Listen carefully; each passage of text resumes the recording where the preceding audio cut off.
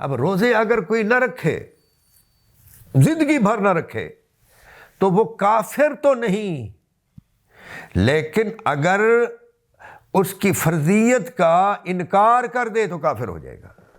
حلال چیزوں میں سے مبغوض ترین چیز جو ہے وہ طلاق ہے، اللہ محفوظ رکھے۔ اسلامی جمہوریہ پاکستان یہ نام ہے، دوسری طرف سود کا عام چلن ہے، تو یہی وجہ ہے کہ اللہ تعالیٰ نے ایسے ہچکولے دیے اس ملک کو کہ اللہ کی بنا، اور یہ تو ہے اجتماعی معاملہ۔ انفرادی بھی دیکھیں تو جو لوگ سود در سود کھاتے رہتے ہیں اللہ تعالیٰ انہیں بھی کھینچتا ہے۔ حدیث گھڑنے والے لوگ جس روایت میں ہوں اور کذاب ہوں، آپ اس روایت کو نقل کر رہے ہو، اتنا خود سر نہ بنو۔ محدثین کرام نے جو فیصلہ کر دیا ہے اپنے ان اسلاف کے طریقے پر اور ان کی تحقیق پر اعتبار کرو۔ امام ابن راہوی نے، امام نسائی نے، امام حاکم نے، حافظ ابن حجر اسقلانی نے، بدر الدین عینی نے، قاضی اسماعیلی نے، ان سارے حضرات نے کہا ہے کہ معاویہ کی شان میں کوئی بھی حدیث نہیں ہے، تو پھر تم ان سے آگے کیوں بڑھتے ہو؟ ان محدثین سے تم زیادہ محقق ہو۔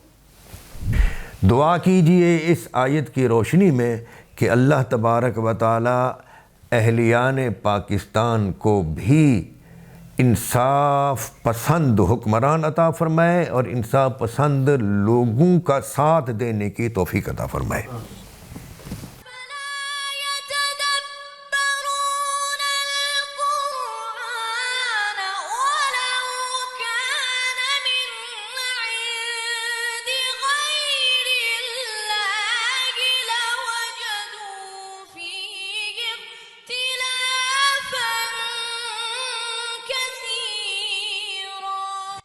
نحمده ونصلي ونسلم على سيدنا ومولانا محمد وعلى آله وأصحابه أجمعين، أما بعد فأعوذ بالله من الشيطان الرجيم، بسم الله الرحمن الرحيم۔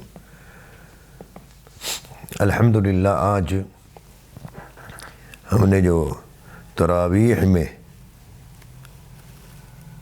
قرآن کریم کی تلاوت کی، یعنی ختم قرآن کا سلسلہ جو جاری ہے، اس میں آج ہم نے 3 پاؤ اس کے پڑھے، دوسرے پارے کے اور آدھا پارہ تیسرے پارے کا، یعنی سوا پارے کے حساب سے جو ہم پڑھ رہے ہیں۔ آج یہ دوسری ہماری تراویح ہے۔ اللہ رب العزت کی بارگاہ میں التجا ہے کہ وہ ہم سے رمضان المبارک میں قرآن کریم کی پوری تکمیل کرا دے اور مکمل قرآن کریم سنانے کی توفیق عطا فرمائے۔ پہلی آیت ہے آج کی تلاوت میں، لیس البر ان تولوا وجوہکم۔ لمبی آیت ہے، اس میں اللہ رب العزت نے جو بنیادی بات ارشاد فرمائی اس کا خلاصہ یہ ہے کہ نیکی فقط اللہ تبارک و تعالیٰ کے حکم ماننے میں ہے، سمتوں اور طرفوں کی طرف رخ کرنے میں فقط نیکی نہیں، بلکہ اللہ تعالیٰ کے حکم ماننے میں نیکی ہے۔ تو فرمایا لیس البر ان تولوا وجوہکم قبل المشرق والمغرب۔ دراصل بات تو وہ چل رہی ہے جو دوسرے پارے کی پہلی آیت سے ہے نا، سیقول السفہاء ما ولاھم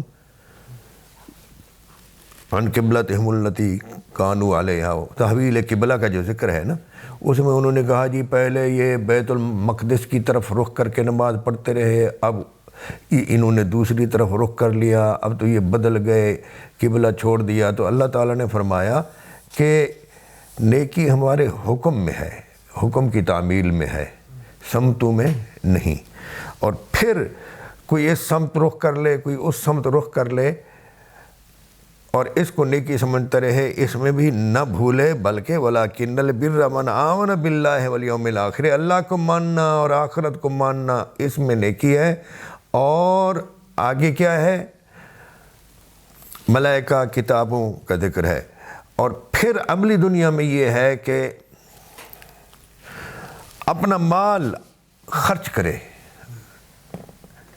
علی حبہ، اس کی محبت پر، اس کے دو معنی ہیں کہ اللہ تعالیٰ سے محبت کرتے ہوئے اپنا مال خرچ کرے. ایک معنی یہ ہے وَآتَ الْمَالَ عَلَىٰ حُبِّهِ، مال سے محبت کے باوجود اسے خرچ کرے. جب مال سے محبت نہ رہے پھر خرچ کرنا کوئی نیکی نہیں ہے. جیسا کہ سورہ منافقون کے آخری 2 رکوع ہیں سورہ منافقون کے، جو اس کا آخری رکوع ہے، اس میں یہی ہے کہ مرتے وقت کوئی کہے کہ یہ میرا سارا قربان کر دو اور جو کچھ میرا ہے سب صدقہ کر دو. اللہ تعالیٰ فرماتے ہیں مرتے وقت کی یہ وصیت وغیرہ کی کوئی ضرورت نہیں ہے. انسان کو عمر حاصل ہو، صحت حاصل ہو، اس کے ذہن میں آئندہ کے لیے فیوچر میں نے یہ کرنا ہے، میں نے وہ کرنا ہے، میں یہ سارے منصوبہ سازی اس کے ذہن میں آتی ہو، اس کے باوجود مال خرچ کرے تو تب نیکی ہے. کس کو دے؟ ذوی القربیٰ والیتامیٰ والمساکین وابن السبیل. یہ معنی ظاہر ہے، رشتہ داروں کو، یتیموں کو، مسکینوں کو اور مسافروں کو، علم کے حاصل کرنے والے طلباء کو، یہ نیکی ہے. وَالسَّائِلِينَ وَفِي الرِّقَابِ، یہ پورا جو ہے نا جن پر خرچ کرنا ہے اللہ تعالیٰ نے ان کا اس آیت میں ذکر کر دیا ہے. اور فرمایا جو لوگ ایسا کرتے ہیں وہی سچے ہیں، وہی متقین ہیں. اس کے بعد اس پوری صورت میں سورہ بقرہ میں آگے تیسرے پارے میں بھی یہی ہے. خرچ کرنے پر جتنا زور اس صورت میں دیا گیا ہے، میری معلومات کی حد تک اتنا زور کسی مقام پر کسی اور صورت میں نہیں دیا گیا. اس صورت میں بہت زیادہ زور دیا گیا ہے. حتیٰ کہ یہ بھی فرمایا کہ یہ آپ سے پوچھتے ہیں کہ یہ کیا خرچ کریں، آپ فرمائیں کہ جو چاہو خرچ کرو. کس کے لیے؟ فَلِلْوَالِدَيْنِ وَالْأَقْرَبِينَ وَالْيَتَامَىٰ وَالْمَسَاكِينَ.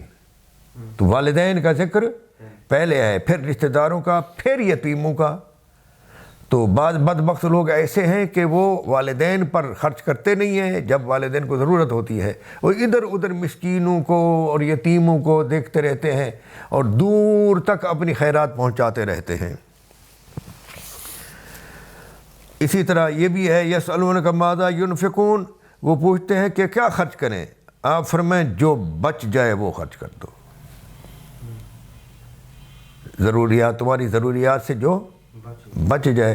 تو بعض ایسے خرچ کرنے والے بھی ہوتے ہیں، جیسا کہ صوفیاء کرام نے لکھا ہے کہ کسی نے پوچھا کہ زکوٰۃ کیا ہے، زکوٰۃ کتنی ہوتی ہے؟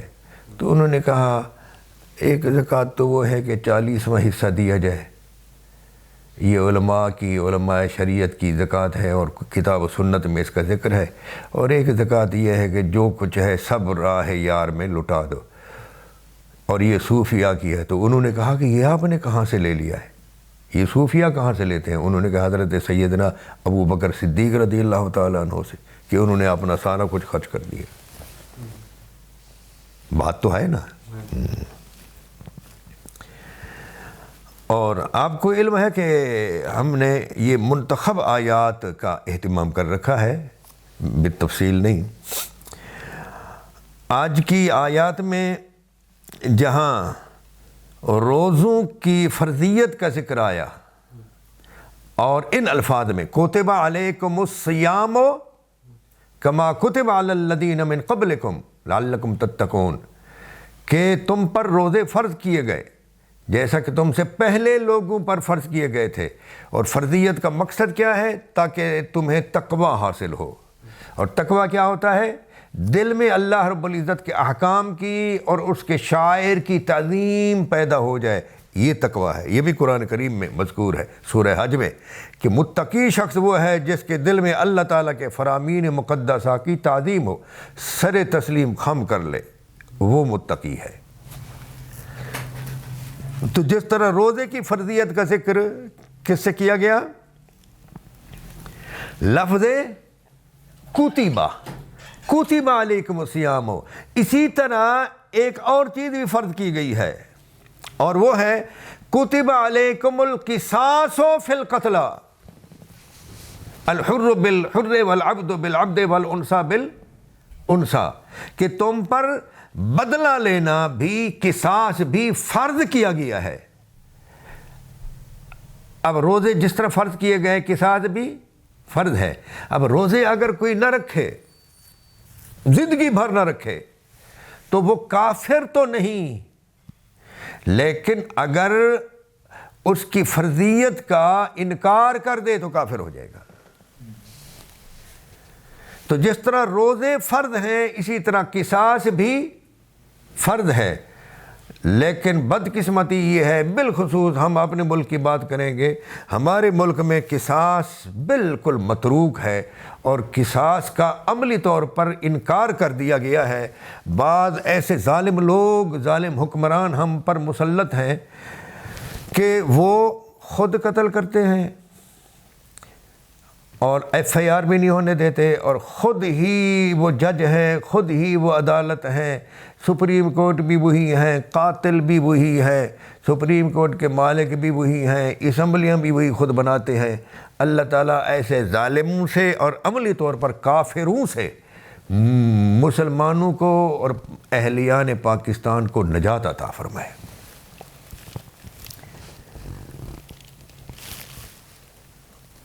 اور پھر آگے ایک بڑے کام کی بات فرمائی، فرمایا وَلَكُمْ فِي الْقِصَاصِ حَيَاةٌ يَا أُولِي الْأَلْبَابِ.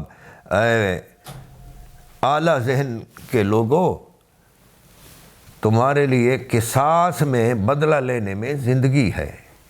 ایک بندہ قتل ہو جائے ناحق تو اس کا بدلہ لیا جائے، یعنی جس نے قتل کیا اس کو قصاص میں قتل کر دیا جائے، تو فرمایا اس میں زندگی ہے. اور اگر نہ قتل کیا جائے تو پھر کئی زندگیاں تباہ ہوتی ہیں. تو اس لیے قصاص لینے میں زندگی ہے. لیکن ظالم لوگ ہم پر مسلط ہیں جی، اور وہ رعایا کو بھی مارتے ہیں اور حکومت بھی کرواتے ہیں اور زبردستی حکومت کرواتے ہیں، اور حکومت کرنے والے لوگوں کو بھی مارتے ہیں، مرواتے ہیں، آپس میں لڑاتے ہیں. خدا ان کو ہدایت دے.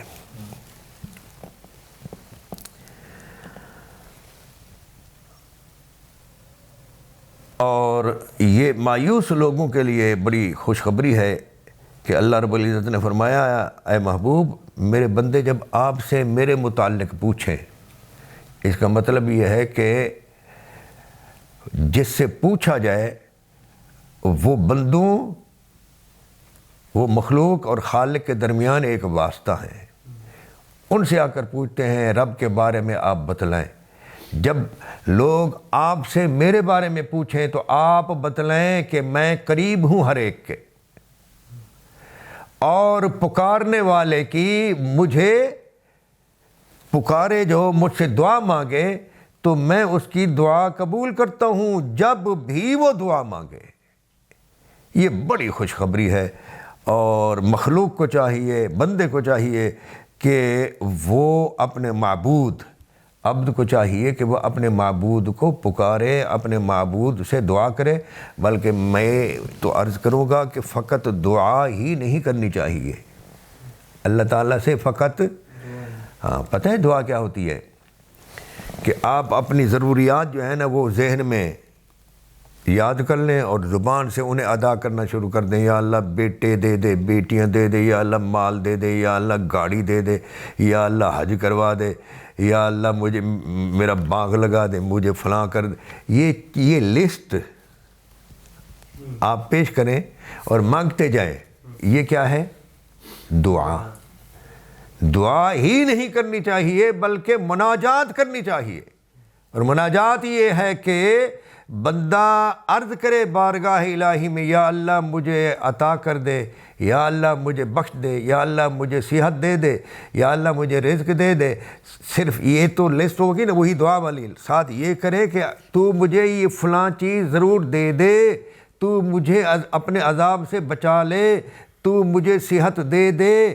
ساتھ کہے تو نے اگر نہیں دی تو میں کس سے لوں، تو نے مجھے اگر رزق نہ دیا، تو نے مجھے فلاں ذلت سے نہ بچایا تو میں تو خوار ہو جاؤں گا. تو بتا میں تیرے بغیر کس طرف جاؤں. ہمارے ایک دوست ہیں وہ دعا مانگتے ہیں اللہ تعالیٰ سے، تو وہ کہہ رہے تھے کہ میں نے تو اس سے یہ عرض کیا اور دعا قبول بھی ہوئی وہ، تو میں نے ان سے یہ عرض کیا کہ تو نے ایک نبی کو بھیجا اور اس نبی نے فرمایا کہ وہ آخری نبی ہے، اس کے بعد کسی نبی نے نہیں آنا۔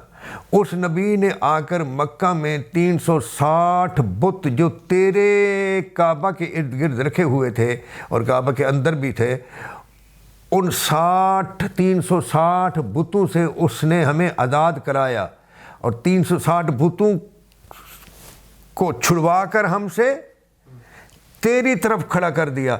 اب ہم تجھ سے مانگ رہے ہیں، تو نہیں دیتا تو پھر بتا کس سے مانگے۔ یہ گفتگو جو ہے نا اللہ تعالیٰ سے، اس کو کہتے ہیں مناجات۔ تو مناجات کرنی چاہیے۔ جو اللہ تعالیٰ سے یوں مانگتا ہے نا تو اللہ تعالیٰ ضرور عطا فرماتا ہے۔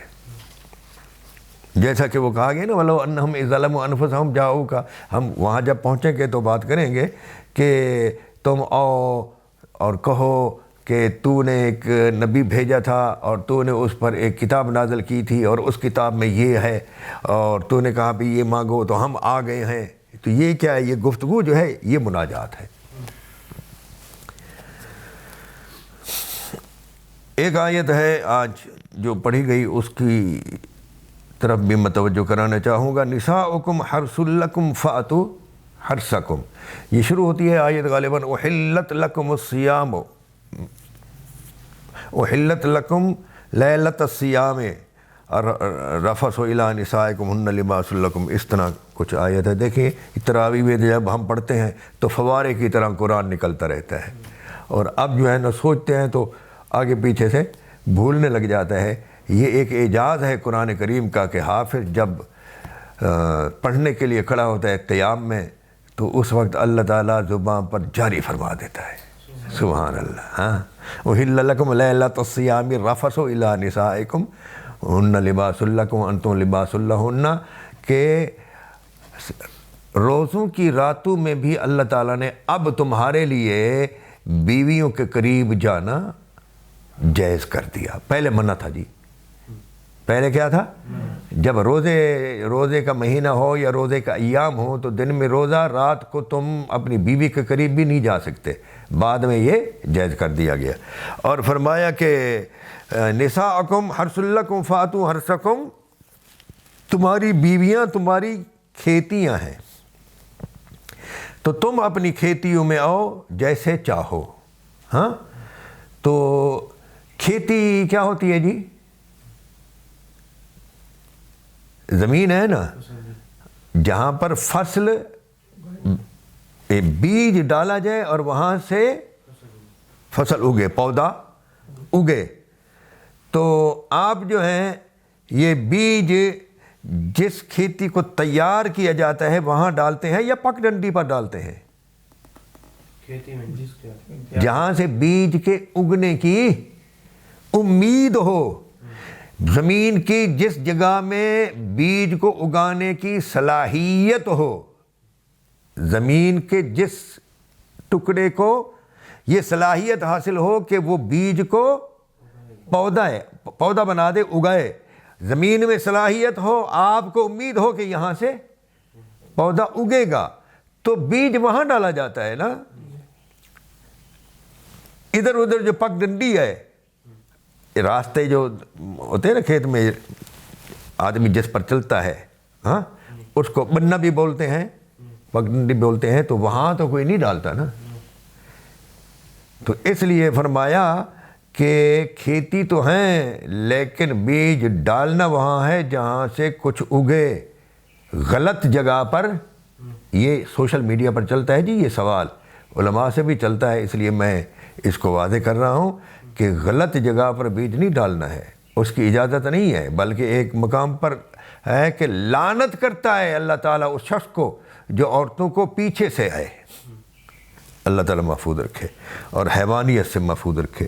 روزوں کے ذکر میں آیا کہ روزہ جو ہے وہ پو پھٹنے تک تو رکھا جائے، اور جب رات آ جائے تو وہاں تک نبھایا جائے،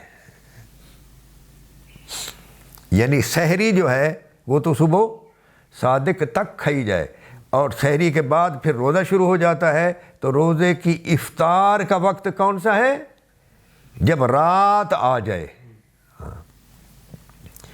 تو ہمارے ہاں کچھ غلطی کی جاتی ہے کہ سحری کے وقت لوگ کھاتے رہتے ہیں اور ایک سوال گردش کرتا ہے کہ جی اذانیں شروع ہو جائیں، تم جو کھا رہے ہو وہ کھاتے رہو۔ یہ غلط ہے بھئی۔ پہلے جو 2 اذانیں ہوتی تھیں ان 2، ایک تو تھے حضرت عبداللہ ابن ام مکتوم، وہ اذان کہتے تھے، وہ تھوڑا پہلے کہتے تھے، اور پھر دوسری اذان کہتے تھے سیدنا بلال۔ تو اس کا تعلق جو ہے نا حضرت سیدنا بلال کی اذان تک کوئی کھا سکتا تھا، ابن ام مکتوم کی اذان کچھ پہلے ہوتی تھی، لیکن اب جو ہے وہ ایک اذان ہوتی ہے، اور اس وقت اندازے سے ٹائم کے اختتام کا پتہ لگایا جاتا تھا، اندازہ کیا جاتا تھا۔ اب آپ کے پاس گھڑی ہے اور سوئیاں ہیں، یہاں چھوٹی سوئی جائے اور وہاں بڑی سوئی جائے تو یہ ٹائم بالکل ختم ہو گیا، اور جو ہی ٹائم ختم ہوتا ہے تو اذان شروع ہوتی ہے۔ تو اس بالکل جو کچھ کھا رہے ہو ختم کرو، ایسا نہیں ہے کہ لگے رہو۔ یہ غلط فہمی پھیلاتے ہیں کچھ لوگ اور روزے خراب ہو جاتے ہیں۔ آج کی منتخب آیات میں ایک آیت یہ بھی ہے، الطلاق مرتان، طلاق فقط 2 تک ہے، 2 طلاقیں ہی طلاق ہیں، اس کے بعد پھر رجوع کا کوئی، یعنی 2 کے بعد پھر تیسری ہوتی ہے نا، جب کوئی تیسری دے بیٹھے تو پھر اب رجوع نہیں۔ 2 ایک دی پھر دوسری دی تو دوسری تک رجوع ہے، اب رجوع نہیں کرتا اور تیسری دے بیٹھتا ہے تو پھر آپس میں ملاپ اور رجوع کی گنجائش نہیں ہے۔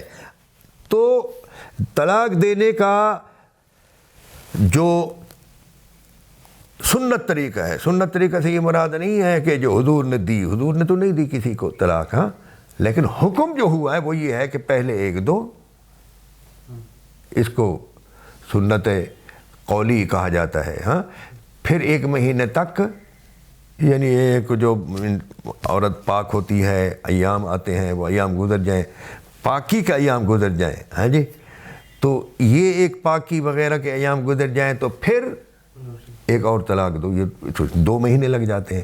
تو یہ جو اکٹھے 3 طلاقیں دی جاتی ہیں یہ غلط ہے اور بہت ہی ناپسندیدہ عمل ہے۔ تو اس لیے طلاق دینے میں یہ چیزیں جو ہیں، ہر چیز کے کرنے میں ہم پہلے سیکھتے ہیں، دکان کرنی ہو تو ہم سیکھتے ہیں، گاڑی چلانی ہو تو پہلے سیکھتے ہیں، ہاں جی، کوئی بھی کام کرنا ہو تو پہلے سیکھا جاتا ہے، نکاح سے پہلے کوئی چیز نہیں سیکھی جاتی۔ وہ بھی نکاح کرنی ہے تو یہ ایک نئی زندگی شروع ہو رہی ہے، اس زندگی کو چلانا کیسے ہے، اور اگر کبھی توڑنا پڑ جائے تو توڑنا کیسے ہے، یہ کوئی نہیں سیکھتا۔ یہ 2-4 مسئلے ہوتے ہیں، یہ سیکھنے چاہیے تاکہ زندگی اچھی گزرے اور کتاب و سنت کے مطابق گزرے، اللہ اور اس کے حبیب صلی اللہ علیہ وسلم کی خوشنودی کے مطابق گزرے، ان کی ناراضگی کا سبب نہ ہو۔ ابغض الحلال الی اللہ الطلاق، حلال چیزوں میں سے مبغوض ترین چیز جو ہے وہ طلاق ہے، اللہ محفوظ رکھے۔ دوسرے پارے کے آخری صفحے پر کچھ جنگ کا ذکر ہے۔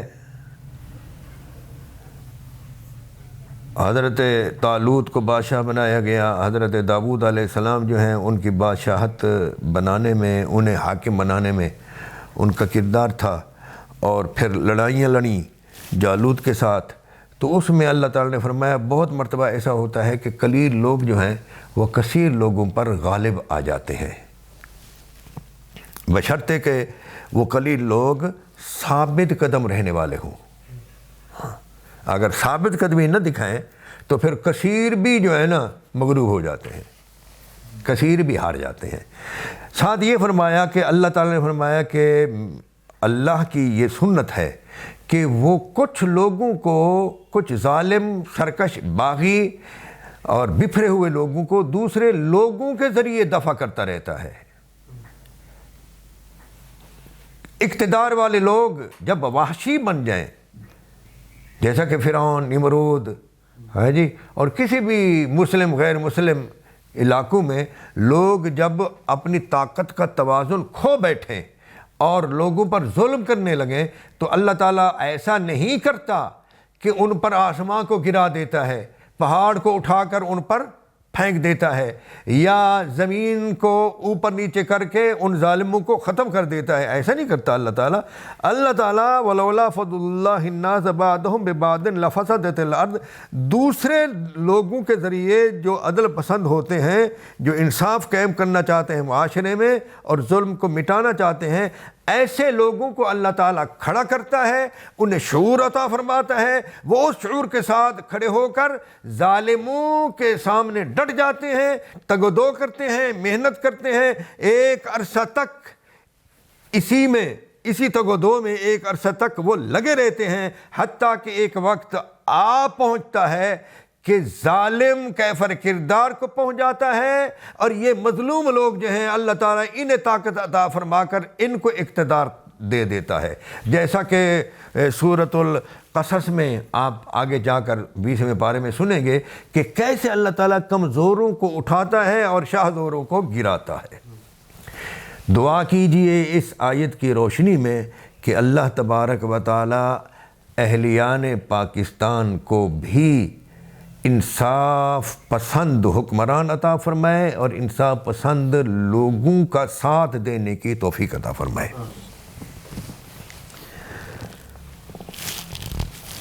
تیسرا پارہ شروع ہوا چاہتا ہے جی۔ تراویح میں آج تیسرے پارے کا نصف تلاوت کیا گیا۔ اس کی پہلی آیت ہے تلک الرسل اللہ بعدہم علی بعد، کہ یہ رسول ہیں، ہم نے ان میں سے بعض کو بعض پر فضیلت دی ہے اور بعضوں کو کوئی درجے بلند کر دیا ہے، سب انبیاء پر۔ علماء کرام نے لکھا ہے کہ بعض انبیاء کی بعض انبیاء پر فضیلت ہے، اور جس ہستی کو تمام انبیاء پر اللہ تعالیٰ نے کئی درجے بلند کر دیا ہے وہ ہمارے نبی سید العالمین محمد رسول اللہ صلی اللہ علیہ وسلم کی ذات والا صفات ہے۔ اللہ تعالیٰ نے اس آیت میں آگے فرمایا ہے کہ اور اگر اللہ تعالیٰ چاہتا تو نہ لڑتے وہ لوگ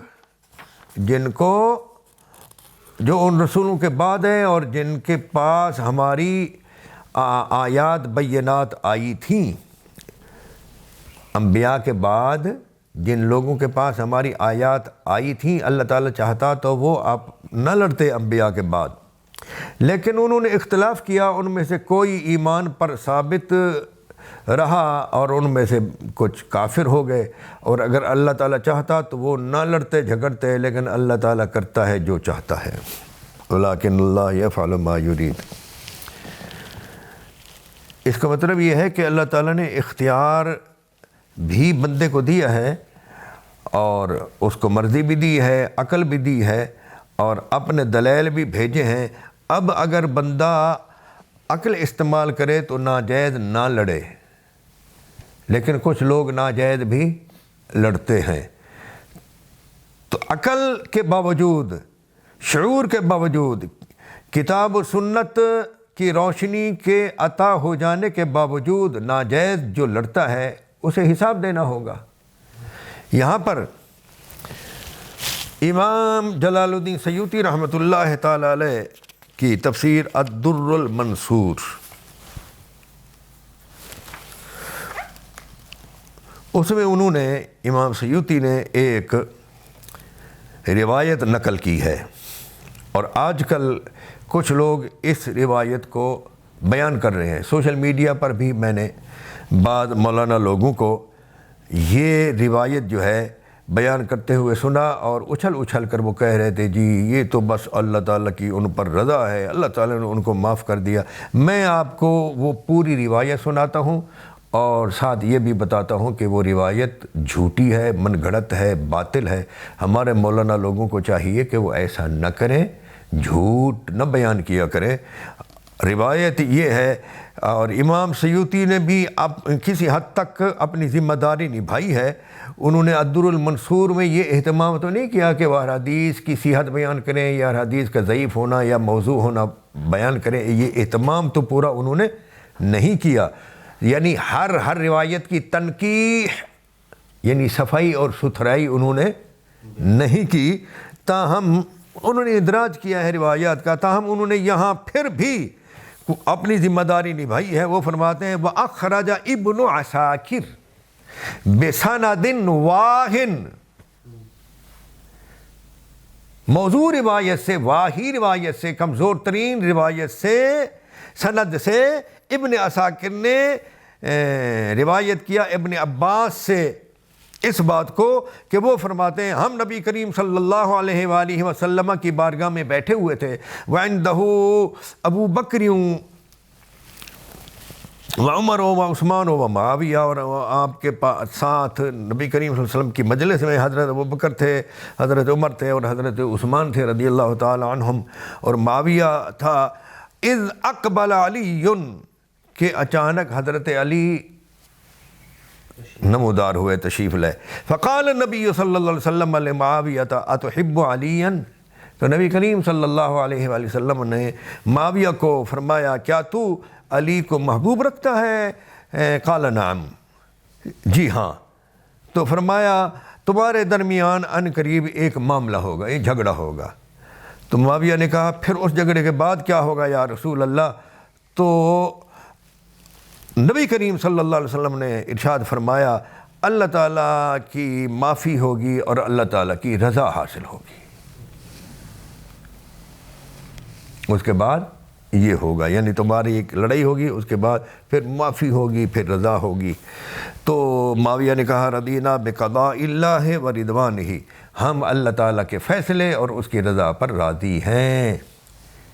یہ بیان کر کے پتہ نہیں مولوی صاحب، نام مجھے آتا ہے لیکن ضرورت نہیں ہے، مولوی صاحب پتہ نہیں یہ ہے جی اور وہ ہے جی اور فلاں. اور بھائی صحیح حدیث ہے تو بیان کرو، موضوع اور باطل روایات کیوں بیان کرتے ہو؟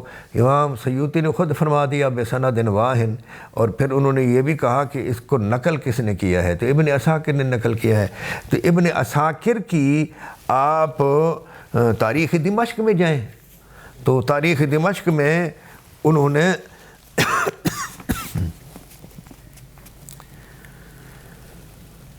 تاریخ دمشق کی 59 جلد صفحہ نمبر 139 پر اس روایت کو امام ابن عساکر رحمۃ اللہ تعالی علیہ نے درج کیا ہے. میں نے اس سند کے تمام راویوں پر غور نہیں کیا، تو ایک راوی جس کے بارے میں مجھے پہلے سے معلوم تھا، فرات بن صائب. تو جب میری نظر اس سند میں فرات بن صائب پر پڑی تو اس کے بارے میں مجھے کچھ نہ کچھ معلومات پہلے ذہن میں تھیں، تو میں نے کہا لو بات تو یہاں ہی حل ہو گئی. تو فرات بن صائب جو ہے یہ کذاب ہے اور وہ اس سند میں ہے. اور امام احمد بن حنبل رحمۃ اللہ تعالی علیہ نے ارشاد فرمایا کہ فرات بن صائب جو ہے اس کا معاملہ ایسا ہے جیسا کہ محمد بن زیاد یشکری الطحان کا ہے. محمد بن زیاد الطحان کا جیسا معاملہ ہے نا، یہ فرات بن صائب کا معاملہ بھی اسی طرح ہے. تو محمد بن زیاد المیمونی الیشکری الطحان یہ کیسا آدمی تھا؟ امام احمد فرماتے ہیں کذاب، جھوٹا تھا؟ نہیں، بہت بڑا جھوٹا تھا. یادع الحدیث، حدیث گھڑتا تھا. اور حضرت ابن معین سے منقول ہے، انہوں نے فرمایا کذاب. ابن المدینی فرماتے ہیں میں نے جو کچھ اس سے لکھا تھا سب پھینک دیا. ابو ذرا فرماتے ہیں کان یکذب، جھوٹ بولا کرتا تھا، کانا کے ساتھ ہے نا. دارقطنی فرماتے ہیں کذاب. کتنے محدثین جو ثقہ محدث ہیں وہ کذاب کذاب کذاب. تو اس کا معاملہ اور فرات بن صائب کا معاملہ، تو حدیث گھڑنے والے لوگ جس روایت میں ہوں اور کذاب ہوں، آپ اس روایت کو نقل کر رہے ہو، اتنا خود سر نہ بنو. محدثین کرام نے جو فیصلہ کر دیا ہے اپنے ان اسلاف کے طریقے پر اور ان کی تحقیق پر اعتبار کرو۔ امام ابن راہوی نے، امام نسائی نے، امام حاکم نے، حافظ ابن حجر اسقلانی نے، بدر الدین عینی نے، قاضی اسماعیلی نے، ان سارے حضرات نے کہا ہے کہ معاویہ کی شان میں کوئی بھی حدیث نہیں ہے، تو پھر تم ان سے آگے کیوں بڑھتے ہو؟ ان محدثین سے تم زیادہ محقق ہو۔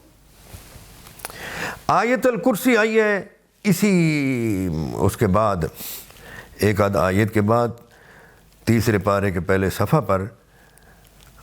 یہ آیت جو ہے نا، میں چاہتا ہوں کہ ہر شخص اس آیت کو اس کے ترجمہ کے ساتھ، اس کے مفہوم کے ساتھ پڑھا کرے۔ میں دعوت دوں گا آپ کو، جتنے حضرات آپ بیٹھے ہیں، کہ ایک مرتبہ آپ اس آیت کو ترجمہ قرآن میں نکالیں، ترجمہ والے قرآن میں، اور اس کو پڑھیں۔ یہاں میں آپ کے سامنے اس کا ترجمہ کر دیتا ہوں۔ اللہ لا الہ، پڑھیں آپ کیسے ہے؟ ہاں، اللہ ہے، اس کے سوا کوئی معبود نہیں، وہی ہمیشہ سے زندہ ہے اور ہر چیز کو قائم رکھنے والا ہے اور قائم رہنے والا ہے۔ آگے کیا ہے جی؟ اسے نہ نیند آتی ہے نہ اونگ۔ واہ واہ، اونگ بھی نہیں آتی۔ بیٹھے بیٹھے جو ہم کو نیند آ جائے، جھٹکے لگتے ہیں، اللہ تعالیٰ اس سے بھی پاک ہے۔ اسی کی ملکیت ہے جو کچھ آسمانوں میں ہے اور جو زمین میں ہے۔ آگے کیا ہے؟ لہو ما فی السماوات وما فی الارض من ذا الذی یشفع، کون ہے جو اس کی بارگاہ میں سفارش کر سکے اس کی اجازت کے بغیر؟ جب اس کی اجازت مل جائے گی تو پھر ہمارے حبیب صلی اللہ علیہ وسلم جب قیامت کے دن سفارش فرمائیں گے نا، تو اس شفاعت کا جو ذکر طویل حدیث میں بخاری اور مسلم میں جو آیا ہے، بہت مزیدار ہے، کہ اللہ تعالیٰ فرمائے گا محبوب آپ اپنا سر تو اٹھائیں اور بولیں، مانگیں، آپ کو دیا جائے گا۔ آپ بولیں، سنا جائے گا۔ آپ سفارش کریں، آپ کی سفارش قبول کی جائے گی۔ واہ واہ، یعنی اس کے اذن کے بغیر کسی کو دم مارنے کی مجال نہیں ہے، اور جب اس کا اذن مل جائے تو پھر سفارش کا ماحول بھی دیکھنے والا ہوگا۔ سبحان اللہ، سبحان اللہ، سبحان اللہ۔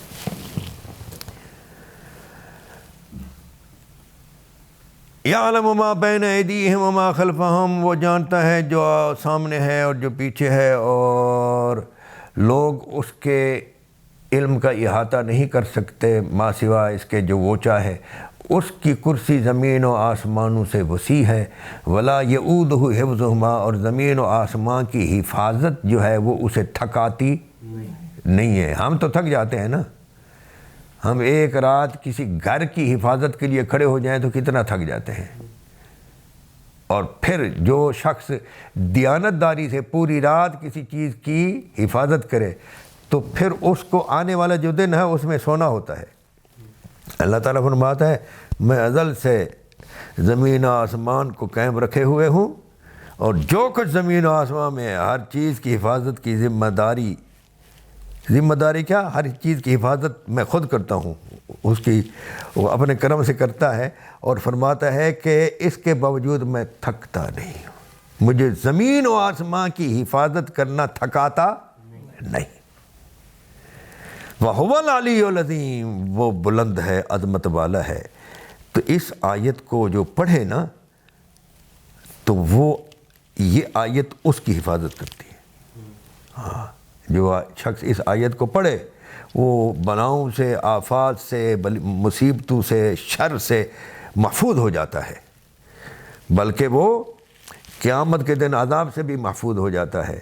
جب شر شیطان سے یہاں محفوظ ہو گیا، جنات سے، جادو سے محفوظ ہو گیا، زندگی آسودہ گزر گئی، تو آخرت بھی آسودہ ہو گئی۔ تو اس لیے اس آیت کو پڑھنا چاہیے۔ میرے بارے میں بعض احباب نے جو مجھ سے محبت کرتے ہیں اور ہے بڑے نیک اور سعادات میں سے ہیں، ان کو میرا بیٹا ملنے گیا تو بیٹے نے کہا کہ حضرت دعا کر دیں اور یہ دیکھیں میں کچھ پریشان ہوں، تو انہوں نے اس کا کوئی استخارہ کیا یا حساب کیا، یہ ہوتا ہے آج کل لوگ کرتے ہیں۔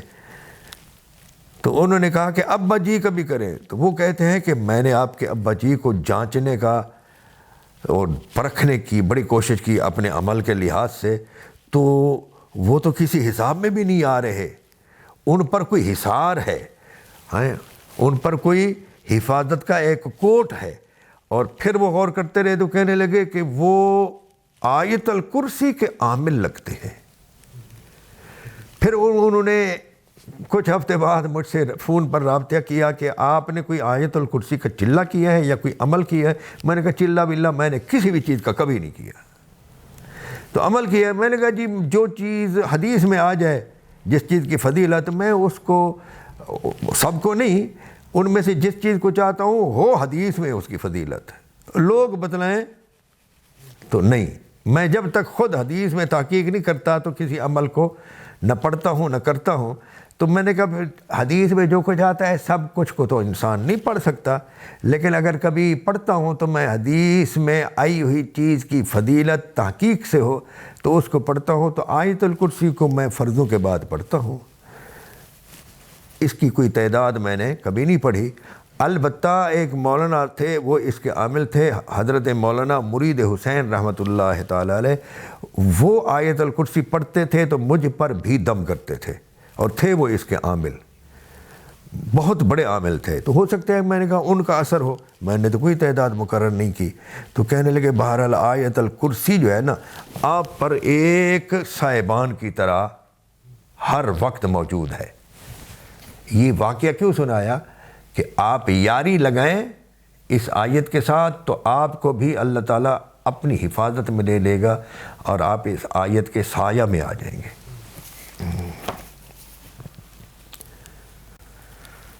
آگے جو معاملات ہیں بہت زیادہ، اس میں آگے انفاق فی المال کا ذکر بھی آیا ہے، اور سود کی حرمت کا ذکر بھی آیا ہے، اور واضح حکم آ جانے کے بعد اگر لوگ سودی معاملہ کرتے ہیں تو اللہ تعالیٰ نے فرمایا کہ پھر ان کے لیے ہمارا اعلان جنگ ہے۔ تو جو بھی کوئی سود کھاتا ہے یا سود دیتا ہے یا لیتا ہے، تو اگر وہ غور کر لے تو پاکستان بحیثیت ملک کس قدر ڈاواڈول ہوا۔ یہ سودی معاملہ ایک طرف اسلامی جمہوریہ، پورا نام لیں، اسلامی جمہوریہ پاکستان یہ نام ہے، دوسری طرف سود کا عام چلن ہے۔ تو یہی وجہ ہے کہ اللہ تعالیٰ نے ایسے ہچکولے دیے اس ملک کو کہ اللہ کی بنا، اور یہ تو ہے اجتماعی معاملہ۔ انفرادی بھی دیکھیں تو جو لوگ سود در سود کھاتے رہتے ہیں اللہ تعالیٰ انہیں بھی کھینچتا ہے، اور کسی کروٹ ان کو سکون نہیں ملتا۔ اگر باپ مر گیا کھاتے کھاتے تو اس کا حق اس کی اولاد سے لیا جاتا ہے، اولاد کو ہچکولے ملتے ہیں۔ تو اس لیے اللہ تعالیٰ کے ساتھ کوئی جنگ نہیں کر سکتا، اس سے بعد آنا چاہیے۔ سورہ بقرہ میں ایک آیت ہے جو قرآن کی سب سے بڑی آیت ہے، اس سے بڑی لمبی اور طویل آیت اور کوئی نہیں ہے، اور اس میں یہ ہے کہ اے لوگو جب تم معاملہ کرو آپس میں لین دین کا، اور معاملہ ہو ادھار کا، یا معاملہ ہو کہ ایک چیز کی ملکیت سے آپ دستبردار ہو رہے ہیں اور وہ ملکیت آپ دوسرے کو دے رہے ہیں اور اس کے بدلے میں کچھ لے رہے ہیں، جیسے زمین فروخت کی جاتی ہے، دکانیں فروخت کی جاتی ہیں، پراپرٹی فروخت کی جاتی ہے، گاڑی فروخت کی جاتی ہے، پہلے ایک کی ملکیت میں ہوتی ہے، پھر وہ اس سے کچھ معاوضہ لے کر وہی چیز دوسرے کی ملکیت میں دیتا ہے، اور اس میں اگر کچھ میعاد رکھی جائے کہ آپ کو ادائیگی کی جائے گی، تو اس قسم کی کا میعادی معاملہ جو بھی ہو اللہ تعالیٰ فرماتا ہے اے لوگو لکھ لیا کرو۔ کیا فرماتا ہے؟ نہ نہ نہ نہ، میں نے غلط کہا ہے جی، اے لوگو نہیں فرمایا، فرمایا اے ایمان والو۔ کیا؟ ہاں، ایمان والا یعنی با ایمان، ایمان والا یعنی، اور اس کی ضد کیا ہے؟ بے ایمان۔ ٹھیک ہے، اللہ تعالیٰ بے ایمانوں کو نہیں فرما رہا، با ایمانوں کو فرما رہا ہے۔ اس لیے اس قسم کے معاملات کو لکھتے ہوئے یہ سمجھ رہے جی او جی تہارے جی سارے ہوتے اعتماد نہیں، وہ یہ نہیں کہنا چاہیے آپ کا ہم پر اعتبار ہی نہیں ہے، وہ یہ نہیں کہنا چاہیے۔ اللہ تعالیٰ حکم ہی ایمانداروں کو دے رہا ہے کہ جب معاملہ کرو تو لکھ لیا کرو اور گواہوں کو مقرر کر لیا کرو، اور لکھنے والا جو ہے وہ صاف ستھرا لکھے، ڈنڈی نہ مارے۔ اس پوری لمبی آیت میں یہ ساری باتیں جو میں عرض کر رہا ہوں۔ تو کچھ لوگ جو اعتماد پر رہ جاتے ہیں اور لکھتے نہیں ہیں، سخت غلطی کرتے ہیں، بلکہ رب تعالیٰ کے حکم کی نافرمانی کرتے ہیں۔ میرا ایک معاملہ ہوا اس شریف میں نے ایک صاحب سے زمین خریدی 1993-94 میں، تو زمین خرید کرانے والے لوگ جو تھے وہ کراچی کے مہمان حضرات تھے، خرچہ بھی وہی دے رہے تھے، زمین کے پیسے بھی وہی دے رہے تھے، میں ادارہ بنانا چاہتا تھا۔ میں نے ان سے کہا کہ بھائی آپ اپنے اثر رسوخ سے، میری تو یہاں کے مخدوموں تک رسائی نہیں ہے، آپ نے اپنا اثر رسوخ استعمال کیا ہے، ہاں جی، اور آپ پہلے سے ان سے واقفیت رکھتے ہیں، تو زمین جب آپ لے رہے ہیں تو ان سے معاہدہ کروائیں، لکھیں۔ اور کہنے لگا جی یہ غوث پاک کی اولاد ہے۔ ہاں جی، ایک میرے دوست ہیں محمد فاروق بلو صاحب، وہ کہنے لگے مولانا صاحب یہ غوث پاک کی اولاد ہے، ان پر اعتماد ہے۔